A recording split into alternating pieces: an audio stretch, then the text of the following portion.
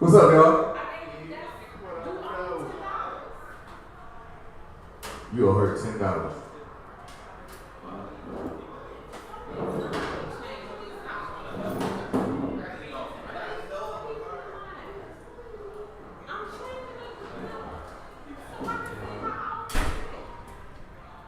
So you changing a different outfit?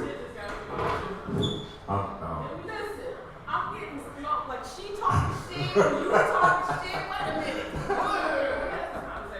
I don't want to. Don't do that. What's up, y'all? Don't. How's everybody feeling? Hey, man, I feel you. I feel you. Hot? It is hot, man. It is hot. See, when we open the window, it does two things. It lets a lot of sound in, and it lets a lot of flies in. There's already a fly in here. But we got the air on. Believe it or not, this is like the coolest. We've like tested this out week after week. And having it closed up with this air conditioning on tends to be the best way we can do it. I got my brother turning the light off of them. I feel you, yeah, you can turn the lights in a different direction. Shine the light on your neighbor if you don't like them. But yeah, man, welcome to Art in the Fly Space. It's our weekly open mic shindig that we do here at the Detroit Shipping Company. I am one of two, actually, well, kind of three, but really two, but kind of three hosts of the show. You never see the third host. She works at Chrysler. She works nights, but she's very much a part of this situation that we got going on here. And the other host is this person.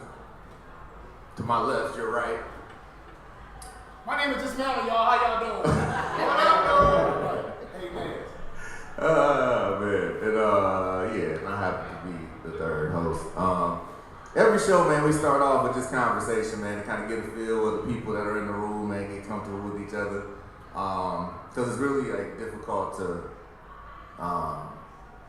boost somebody's art after they just got done telling you that they got the dog spayed earlier on in the week. So we want to make sure we have some icebreakers, man, just get to know each other in the room a little bit, and talk about whatever's going on in the community, man. So there's been a lot. Personally, for me, I always start.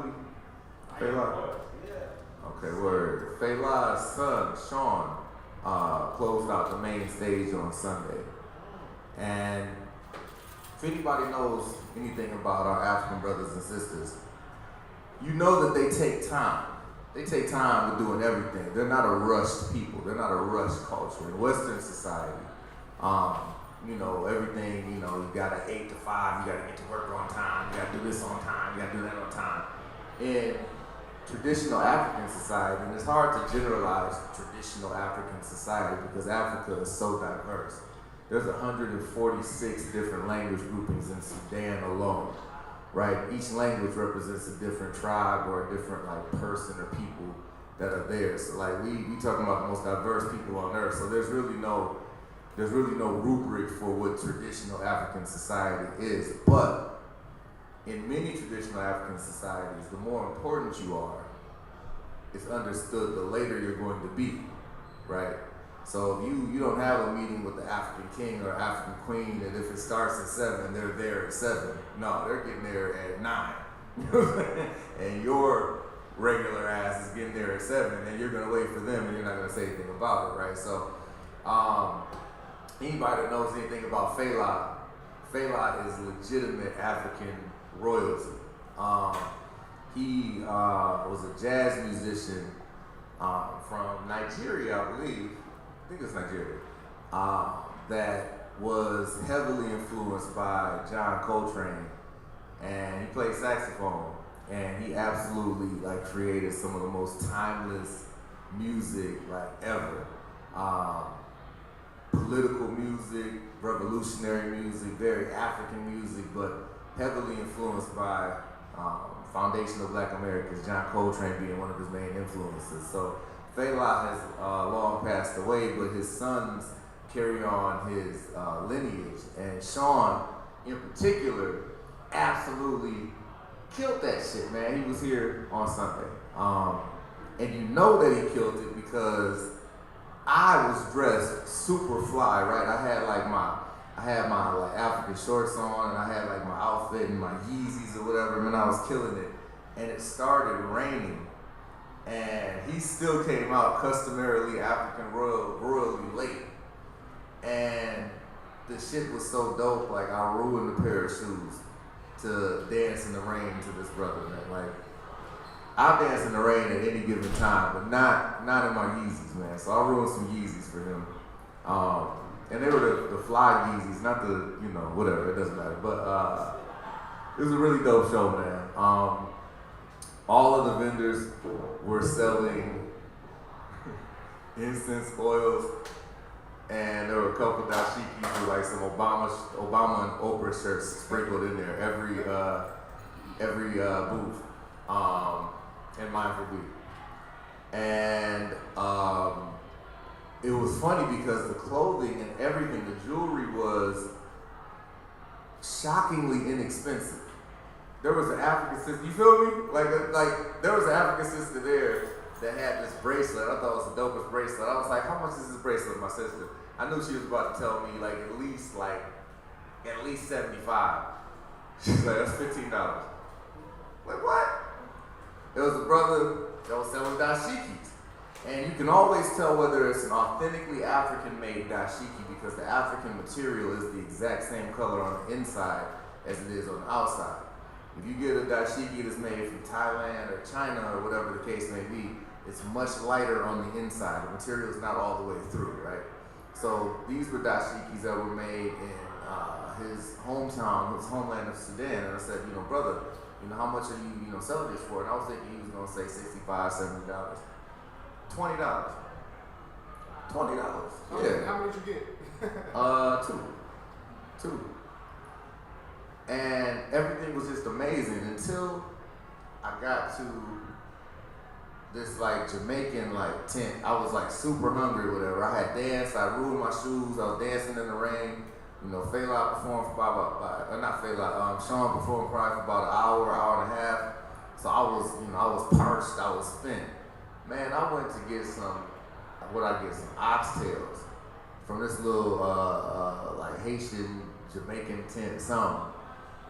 And I get up there, and the lady says, that'll be $30. How the fuck did I pay more for food than I did for a dashiki? That shit, and it was one of those things that I had people behind me, and I knew that they didn't know that they were about to pay $30 for food. But I didn't have the like testicular fortitude to say I'm not about to pay $30 for this. I was also hungry. You know what I'm saying? There was a lot going on, man.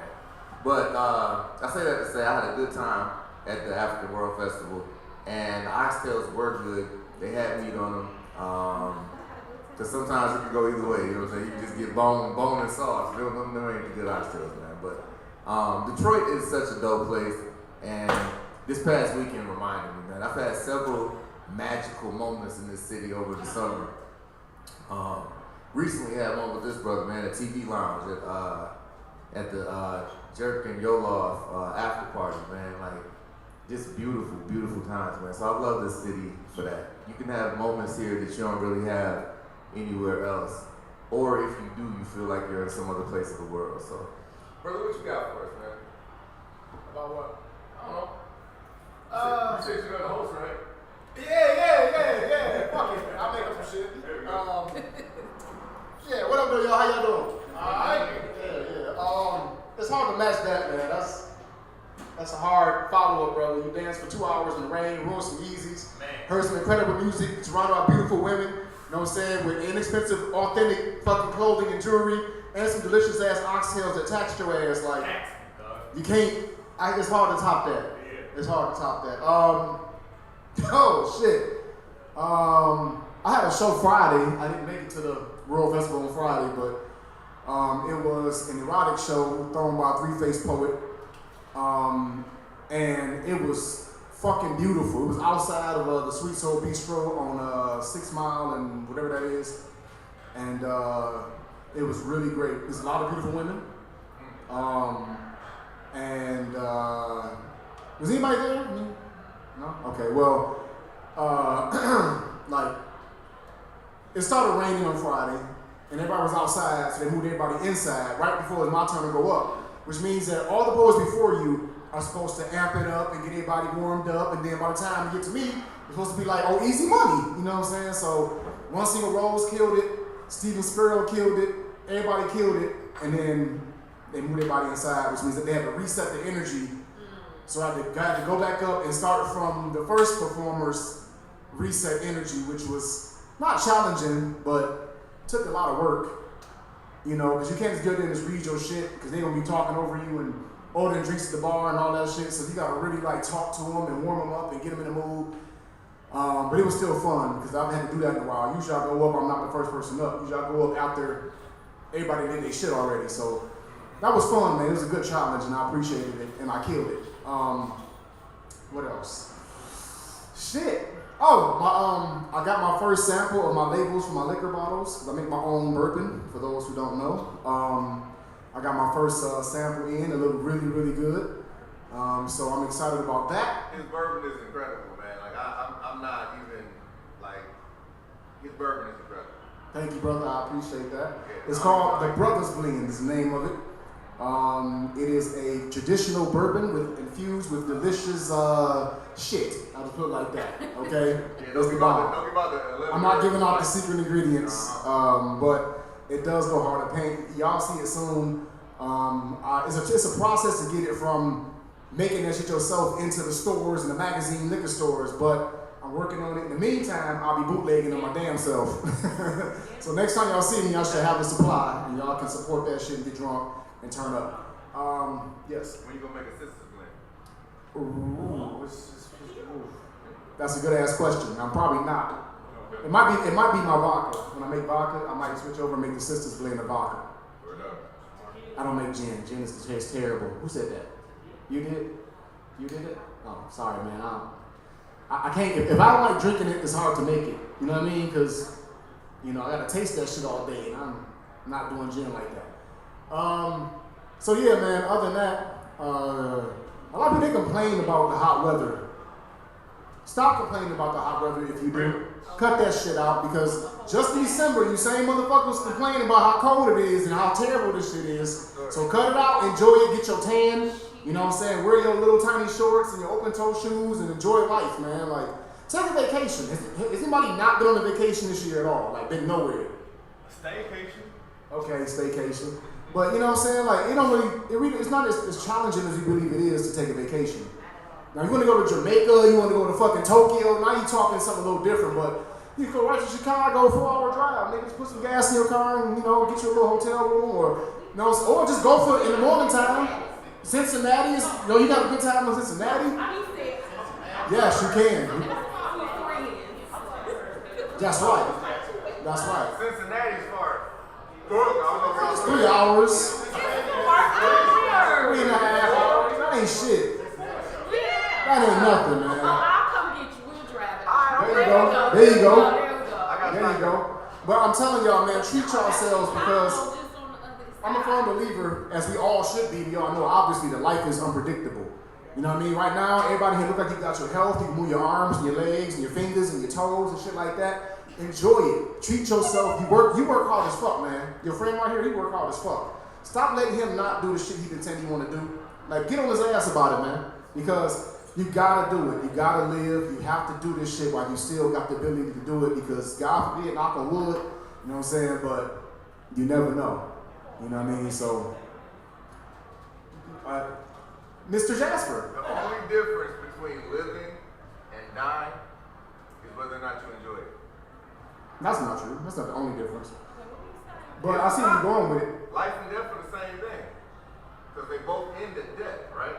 Once you're done living, you're dead. And once you're done dying, you're dead. So the only difference between living and dying is whether or not you enjoy it. I'm gonna let him have it. Dog. He tried, though. Hey, this how you know a nigga trying to do his fingers like this. Like, only difference, that's how you know a motherfucker trying his ass off. Yeah. I also gotta give a big shout out to my man Benjamin right here, man. Everybody clap for Benjamin, please. Give this brother some love, man. Y'all haven't seen him in a few weeks because he's been busy in his garden. He has his own garden, man. He's an incredible gardener. He got a lot of hoes, like garden too. But the brother also has his own YouTube channel that he records all our performances that we have up here. It is, the name of the YouTube channel is, help me out. Motown space M-O-M. Motown space O-M. Open mic. Open M. Not open M. O-M. So y'all can check that out. If you perform up here, man, you want to see how you looked and how you sounded, you know, check his shit out, man. He also does it live as well. So if you got somebody who is not here, you're like, baby, I want you to check me out. Tell them to tune in. They can check you out and check out the whole show. And they can see you not here with some woman. You know what I mean? That way you ain't got to get beaten. You get home. You know what I mean? You know, she'll get over it.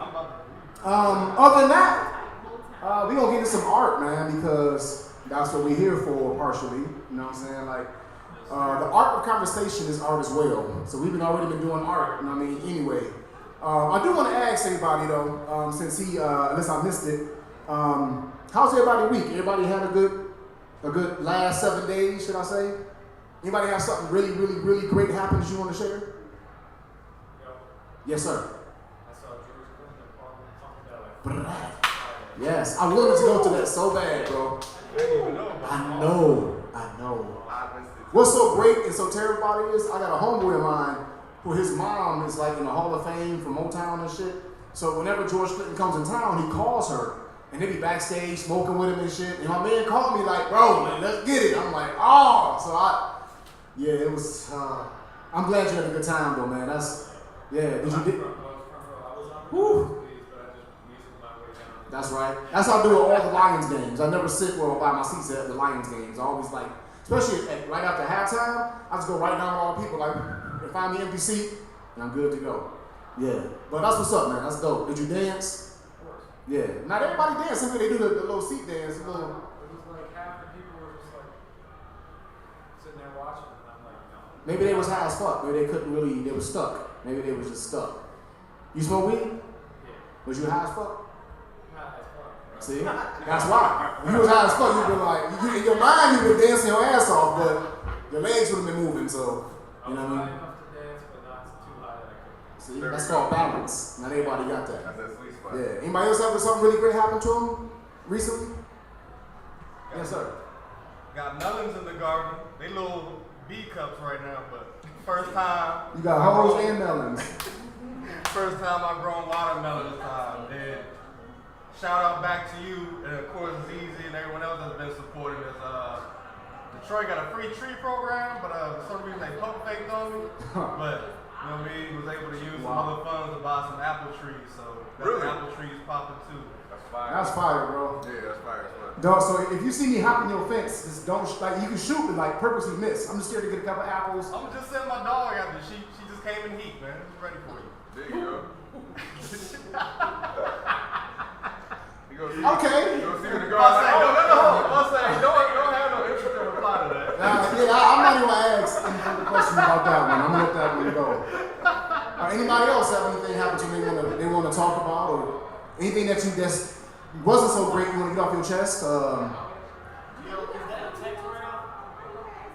What, the garden? It can be. Anything can be.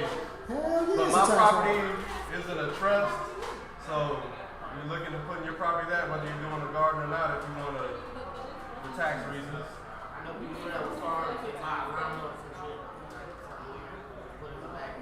Buying property in general is just a good look in Detroit. And just like these brothers were expressing, do it while the opportunity is there. You know what I mean? Because I hail from the Maryland, D.C. area, and just coming with a different perspective from some of the things and feedback that I hear here, complaining about different programs, things that are going. Don't get me wrong, nowhere is perfect, including Detroit. But certain things that we don't even have other places, you all have. So definitely take a chance to those opportunities, own as much land as you can, and even if you just keep the grass cut, get this land while you can. Wow. Big facts. Get the land while you can. That's a great T-shirt. Yeah, bro. Get the land while you can. Yeah. As far as tax write-offs, I've been doing taxes for 11 years. That's something else I forgot to say. I've been a tax man legitimately for 11 years. I got an office on James Cousins and Puritan. And I tell all my pretty much anybody, particularly if you have any kind of art of any kind, if you don't have an LLC, you're doing yourself a disservice, like a major disservice. You can build business credit, which is really not that difficult. And, let's say, for example, brother, let's say you're a performing artist, right? Every time you go to a place like this and spend $10 to get in, or if you buy if you got a feature, you buy some shoes and a shirt, some of your haircuts, your mileage, instruments, any of that kind of shit, all becomes tax write-offs. So, I didn't bring any today. But okay, personal stylist. That's what's up. Let's go personal stylist. But yes, we can talk. I can get you information you need. When my company set up LLCs, we get you the LLC. You got all the EIN number, the Dun & Bradstreet number. Okay. Oh, okay. That's not hard. I'll give you a synopsis, which will get you going, because you don't really need all the details. That's for me to know, like the tax preparer, because if you know all that's just a lot. It's a lot to know when it takes you forever to tell you. Yeah, just keep track. We can talk about it later. I don't want to worry about anybody else, but yeah, we can talk about it. Definitely. Yeah, so all these things, man, as far as business goes, and we about to get to some art though, but as far as business goes, man, it's important to have your business affairs in order. Like, for real. Like, how many of y'all got kids? Make some noise if you got any kids. Okay. All right. The kids, man, like, if you have kids, or even if you don't, but if you have kids, man, it's like, it's important to educate yourself on business so they don't have to make the same mistake